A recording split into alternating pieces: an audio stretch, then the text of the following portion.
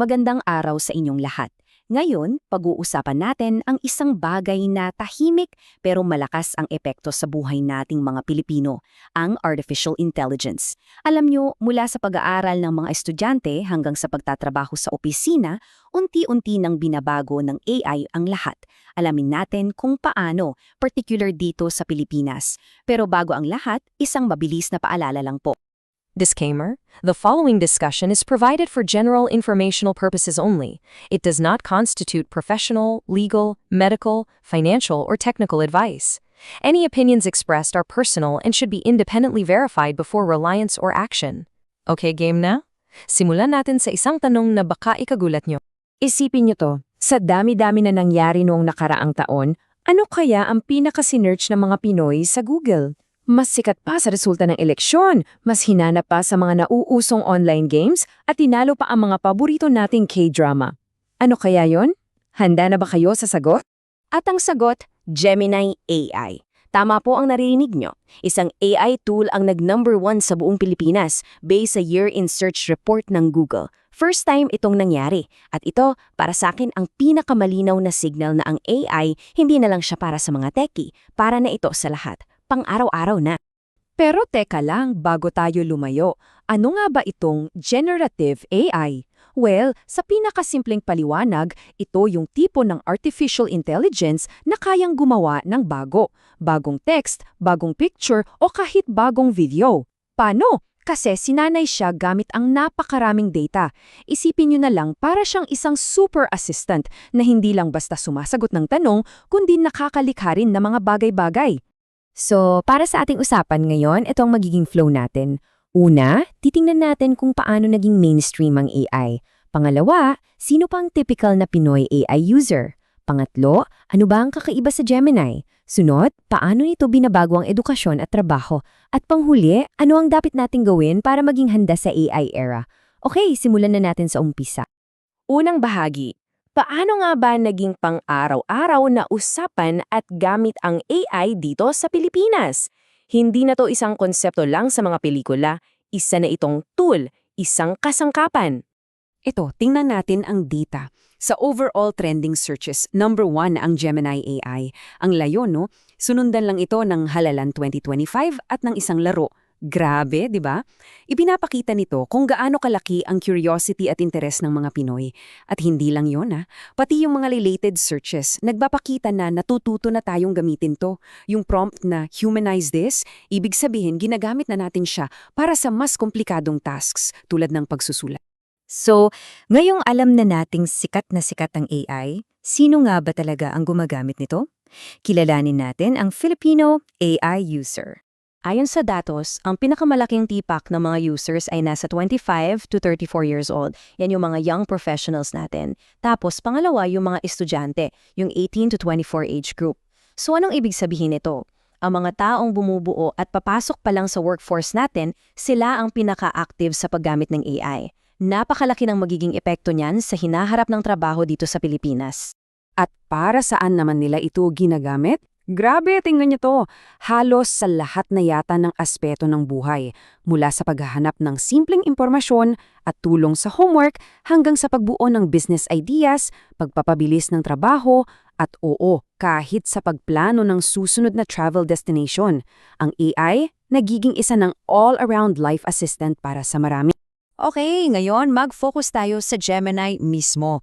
Bakit siya? Anong nagpapa-espesyal sa kanya kumpara sa ibang AI chatbots? Ang sagot, mga kaibigan, ay hindi sa app mismo, kundi sa strategy.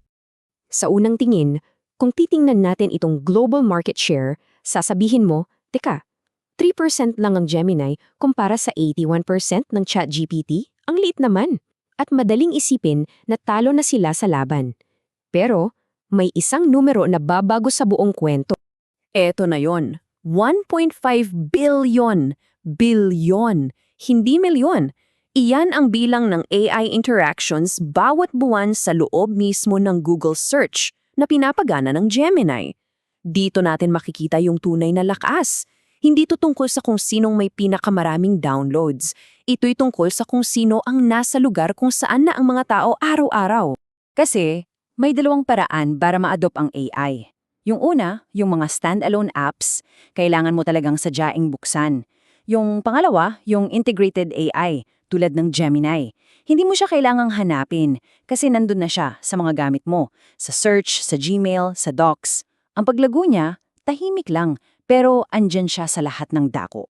So, dahil ganito na siya kalaganap, hindi natin maiiwasan ang epekto nito sa dalawang napaka-importanting sektora, edukasyon at trabaho.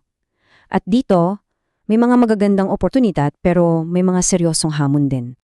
Sa side ng oportunidad, tingnan nyo to. Nag-offer ang Google ng libreng 1-year access sa Gemini Pro para sa mga estudyanteng Pilipino. Kasama na dyan yung mga advanced AI models, 2 terabytes na cloud storage, at mga tools para gumawa ng flashcards. Sobrang laking tulong nito, lalo na sa research at pag-aaral. Siyempre, may kaakibat itong hamon. Ayon sa isang pag-aaral mula sa UP, ang pinakamalaking concern ay ang academic integrity. Kasi kung kaya na ng AI na gumawa ng isang buong assignment para sa'yo, paano pa natin masisiguro na may natututunan talaga ang estudyante? Yan ang malaking tanong na kailangan sagutin ng ating mga eskwelahan.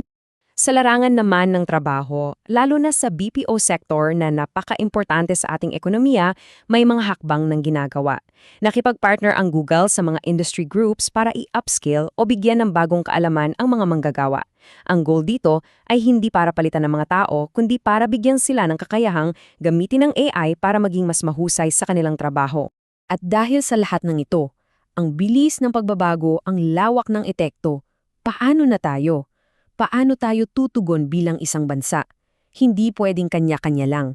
Kailangan natin ng isang malinaw na plano. Mabuti na lang, may mga nag-aaral na nito.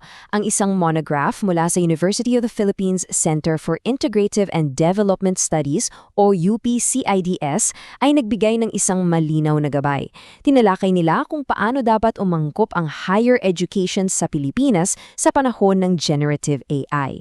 Naglatag sila ng 4 na napaka-practical na hakbang. Una, bawat universidad at kolehiyo dapat may malinaw na polisya sa responsableng paggamit ng AI. Ikalawa, isama ang AI literacy sa general education curriculum para lahat ng estudyante kahit ano pa ang kurso marunong. Ikatlo, isama ang AI sa bawat kurso mula engineering hanggang fine arts. At pang-apat, bigyan ng suporta ang mga research tungkol sa AI na nakatuon sa pangangailangan ng Pilipinas. Kaya, kung may isang bagay na dapat nating tandaan mula sa usapang ito, heto yon. Ang mabilis na paglaganap ng AI ay nangangailangan ng isang nagkakaisang pambansang strategiya. Kailangan nating ayusin ang curriculum, palawakin ang kaalaman ng lahat tungkol sa AI at maglagay ng malinaw na mga panuntunan sa etika. Hindi na to isang choice lang, isa na itong necessity.